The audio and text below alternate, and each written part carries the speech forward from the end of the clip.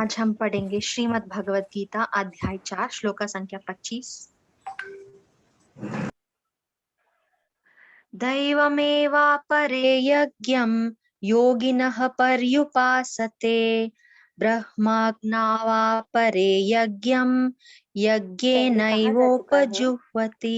जो व्यक्ति कृष्ण भावना भावित होकर अपना कर्म करने में लीन रहता है वह पूर्ण योगी है। किंतु ऐसे भी मनुष्य हैं जो देवताओं की पूजा के लिए यज्ञ करते हैं और कुछ परम ब्रह्मा या परमेश्वर के निराकार स्वरूप के लिए यज्ञ करते हैं।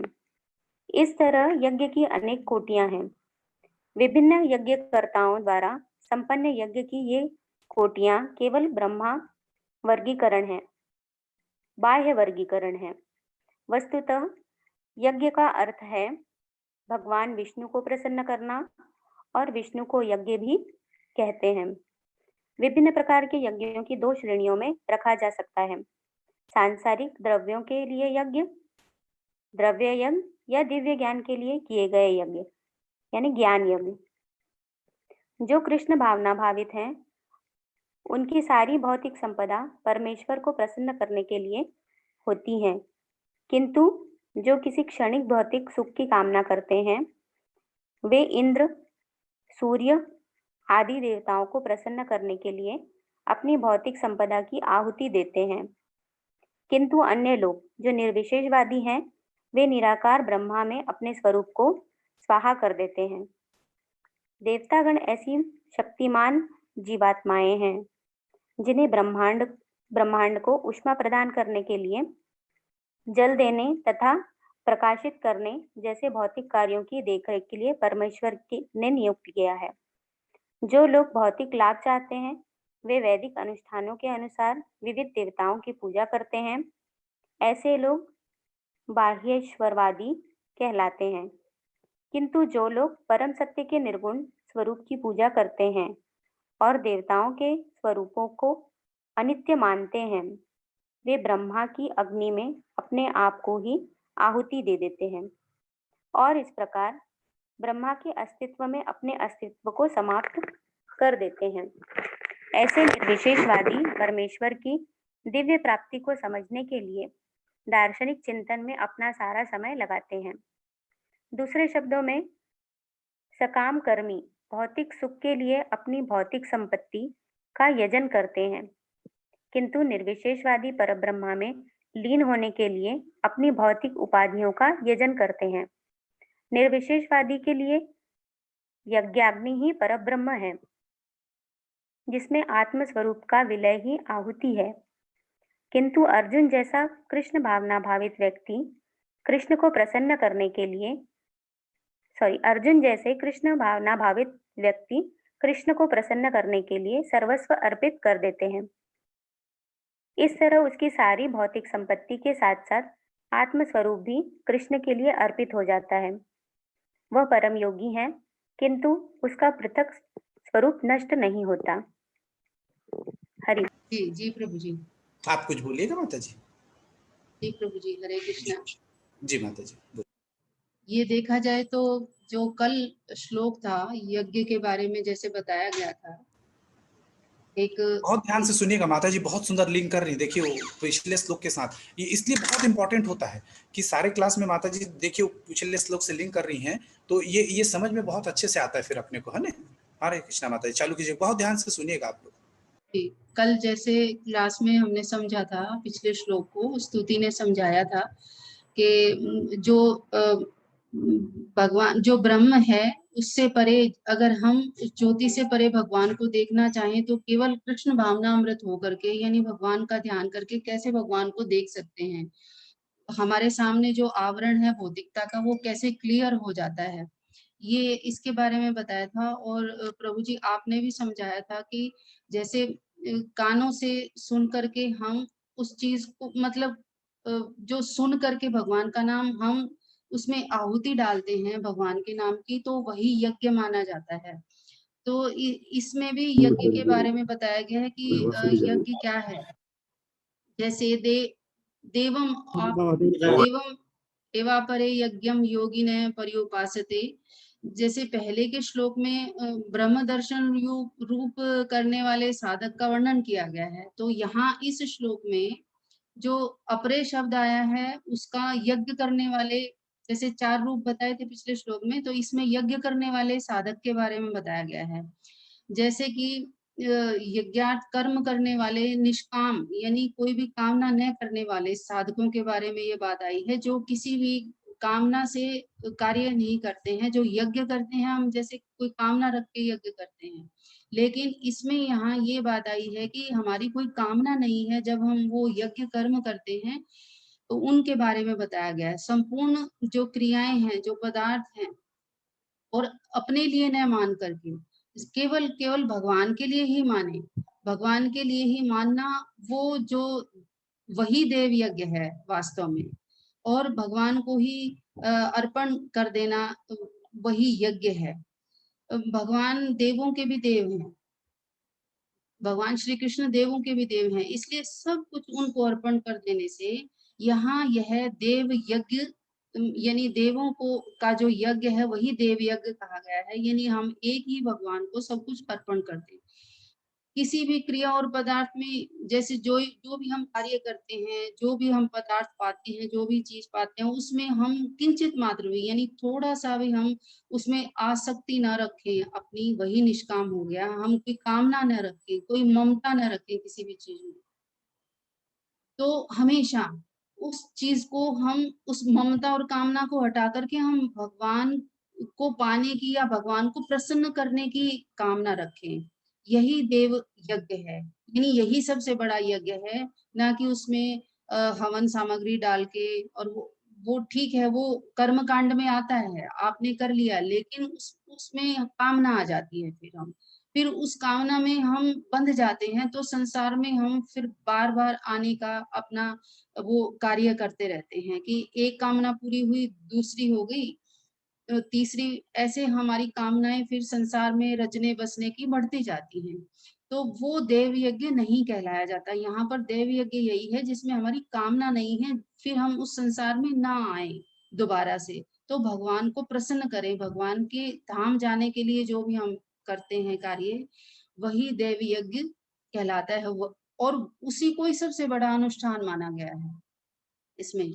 तो ब्रह्म आज्ञा परे यज्ञम यज्ञों ने वो उपजूयति, इस श्लोक में जो पहले का था उसमें देव यज्ञ में भिन्न दूसरे यज्ञ का वर्णन करने के लिए कहा गया था, और यहाँ पर भगवान के लिए यज्ञ करने का वर्णन बताया गया है। जैसा कि पिछले श्लोक में भी बताया गया था कि हमें 4 प्रकार के जो हमारे 4 प्रकार के जो प्रभुपाद जी ने बताए हैं उनको हमें फॉलो करना है, और शास्त्रों का अध्ययन करना है, गुरु के निर्देशन में चलना है, और भगवान का नाम यही देव यज्ञ, इसी से हम भगवान को प्रसन्न कर सकते हैं और भगवान के धाम में जा सकते हैं, जिससे हम इस संसार में बार बार आने के चक्कर से छूट सकते हैं। और ये विवेकी पुरुष, विवेक उसका ही जाग सकता है जो भगवान का नाम लेता है, जप करता है।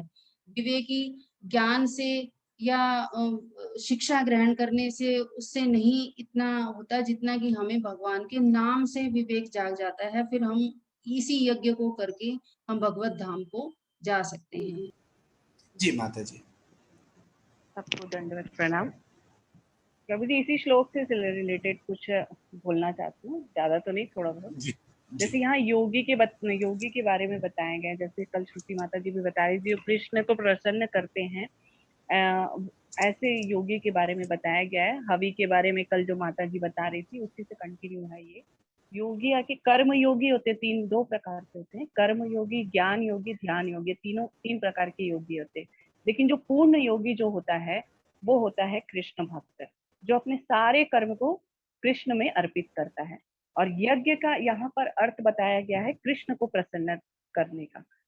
जब हम सारे कर्म जैसे पूजा, कीर्तन, गीता पाठ जो भी हम करते हैं, भगवान की भक्ति सेवा जो भी हम कर रहे हैं, वो सभी कार्य यज्ञ कहलाता है।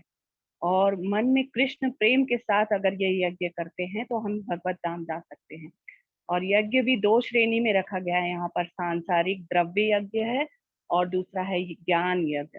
जो द्रव्य यज्ञ होता है जैसे बड़े बड़े धनी लोग करते हैं, जो भौतिक इच्छा प्राप्ति के लिए करते हैं, धन पुत्र पद प्राप्ति के लिए यज्ञ अपना पैसा खर्चा करते हैं, अपना संपत्ति खर्चा करते हैं उस यज्ञ में, उसको सांसारिक द्रव्य यज्ञ कहते हैं। और ऐसे कर्म करने से उन्हें स्वर्ग तो प्राप्त हो जाता है, लेकिन वापस उनको फिर इसी धरा धरती पर वापस जन्म लेना पड़ता है। और ज्ञान यज्ञ इस दिव्य ज्ञान के लिए किया जाता है। जैसे कृष्ण भक्ति होता है, वो मनुष्य आध्यात्मिक यज्ञ करते हैं और अपनी सारी इच्छाओं को कृष्ण की प्रसन्नता के लिए अपने कर्म को भक्ति करते हुए भगवान को अर्पित करते हैं। और जो भक्ति करते हुए कृष्ण को प्रसन्न करने में लगे रहते हैं, वही पूर्ण योगी कहलाते हैं और भगवत धाम को प्राप्त करते हैं। यहाँ पर वही बताया गया। और फिर आगे चल के निर्विशेषवादी के बारे में बताया गया, जो निराकार ब्रह्म में अपने स्वरूप को स्वाहा कर देता है। तो वो आत्मा और परमात्मा में अंतर नहीं मानते हैं और वो निराकार स्वरूप को मानते हैं। यही बताया गया प्रभु जी यहाँ पर। और जो दूसरा है, ये एक अल्पकालीन योगी जो होते हैं, वो स्वर्ग लोग को प्राप्त होते हैं, फिर वो भौतिक जगत में वापस आते हैं, कोई अच्छे बड़े धनवान के घर में पैदा होते हैं और सुख सुविधा के साथ जो देवताओं को खुश करने के लिए यज्ञ करते हैं, वो लोग ये सब चीज प्राप्त करते हैं, फिर लोग यहाँ आते हैं। और जो दीर्घकालीन भक्ति करते हैं, जो कृष्ण भक्ति करते हैं, फिर कुछ भी थोड़ा सा उनमें कुछ कमी रह जाए, उनकी भक्ति में कुछ रहती, तो वो ऐसे बच्चे पैदा होते हैं जो बचपन से ही कृष्ण भक्ति करते हैं। अपन कई जगह देखे होंगे, कई छोटे बच्चे बहुत अच्छा कृष्ण भक्ति करते हैं, भगवान की इतनी भक्ति श्लोका कीर्तन करते हैं, तो अपन भी सोचते हैं कि कितना अच्छा छोटा बच्चा हो, कितना अच्छा बोल रहा है। तो वो पिछले जन्म में, जो पहले के जन्म में भक्त रहा होगा और उससे कोई ऐसी चीज छूट गई होगी, तो जो वापस, आपने कई बार कहानी भी कई बताया है इससे रिलेटेड, तो वही दीर्घकालीन भक्ति ऐसे प्रभु जी, मुझे इतना समझ में आया। आप कंक्लूड कीजिए। हरे कृष्ण। हरि बोल, हरि हरि बोल, हरि हरि बोल। बहुत सुंदर कविता माता जी, हरि बोल, बहुत सुंदर, हरि बोल। हरे कृष्णा। सीमा माता जी। हरे कृष्णा प्रभु जी। प्रभु जी, इसमें जो समझ आया वही दो शब्द कहना चाहूंगी कि कृष्ण भावना भावित व्यक्ति क्या है। जो प्रत्येक कार्य भगवान को प्रसन्न करने के लिए करे तो पूर्ण योगी हुआ। लेकिन ऐसा नहीं है कि संसार में सभी व्यक्ति जो हैं वो कृष्ण भावना भावित हैं। तो कुछ मनुष्य ऐसे भी हैं जो अन्य देवताओं को प्रसन्न करने के लिए भी यज्ञ करते हैं। तो यज्ञ जो है मुख्यतः दो प्रकार के हुए। भौतिक लालच के लिए अर्थात भौतिक इच्छा पूरा करने के लिए सकाम यज्ञ, और आध्यात्मिक प्रगति के लिए जब हम कोई कार्य करना चाहते हैं तो वो स्वतः ही निष्काम हो जाता है। तो यज्ञ दो प्रकार के हो गए। भौतिक जीवन के लिए तो हम देवताओं की पूजा करते हैं क्योंकि वो इंस्टेंट जो है रिलीफ देते हैं, और जो कर्म कांड में लगा हुआ है उसको भी रोकना नहीं है। क्यों? क्योंकि शुरुआत में प्रत्येक व्यक्ति सकाम भक्ति से ही शुरुआत करता है। ऐसा नहीं है कि आपने भक्ति या भगवान से प्रेरित हुए तो आप शुरू में ही निष्काम हो जाते हैं, ऐसा संभव ही नहीं है। ऐसा उदाहरण हम सबसे ले सकते हैं क्योंकि हम सब भी किसी ना किसी भगवान देवता या सबसे जुड़े हुए थे। लेकिन क्योंकि भगवान कृष्ण जो हैं वो सर्वाकर्षक हैं, एक बार उनकी तरफ जो आकर्षित हो जाए फिर उस व्यक्ति को कोई और चीज आकर्षित ही नहीं करती। तो ऐसा नहीं है कि जो कर्म कांड और सकाम भक्ति में लगे हुए हैं वो दोषी हैं या वो उचित नहीं है। ये भी कहना जो है वो उचित नहीं है, क्योंकि शुरुआत सकाम भक्ति सकाम कार्य से ही होती है। लेकिन जैसे जैसे प्रभु इच्छा या प्रभु की कृपा और सत्संग और हमें ज्ञान होता है तो फिर जो है हम निष्काम प्रवृत्ति, निष्काम कर्म, निष्काम भक्ति की ओर मुड़ जाते हैं। तो ये सब भगवान कृष्ण की ही कृपा होती है और वो इतने आकर्षक हैं कि उनके आकर्षण में आने के बाद जो है हमें फिर कोई और चीज आकर्षित ही नहीं करती, तो हम स्वतः ही निष्काम भक्ति और कार्य की तरफ जुड़ जाते हैं। इसको एक उदाहरण की तरह समझा सकते हैं कि प्रेम क्या है। अब प्रेम इससे भी हो रहा है, उससे भी हो रहा है, तो फिर वो प्रेम नहीं। प्रेम क्या है कि जिसके बाद फिर प्रेम की अभिलाषा ही समाप्त हो जाए, तो वही सच्चा प्रेम है। तो इसी प्रकार जो है भगवान कृष्ण की तरफ जब हम आकर्षित होते हैं तो हमारे मन में किसी और के प्रति आकर्षण ही नहीं रह जाता। तो यही सब प्रभु इसमें बताना चाह रहे हैं। तो जब हम भगवान श्री कृष्ण की तरफ आकर्षित होते हैं तो स्वतः ही कृष्ण भावना भावित हो जाते हैं। तो इसमें कोई ज्यादा दौड़ भाग की आवश्यकता नहीं, ऐसा स्वतः ही हो जाता है जब हम निरंतर जो है पूजा में लगे रहते हैं। और आप जो है सत्संग सबसे इम्पोर्टेंट माना गया है।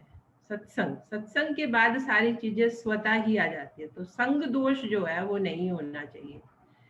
तो यही दो शब्द की यज्ञ जो है वो दो प्रकार के हैं, सकाम और निष्काम। लेकिन सकाम को आप बुरा नहीं कह सकते, क्योंकि स्टार्टिंग जो है वो सकाम से ही होगी, उसके बाद आप निष्काम की तरफ जाएंगे। हरे कृष्णा, हरि बोल प्रभु।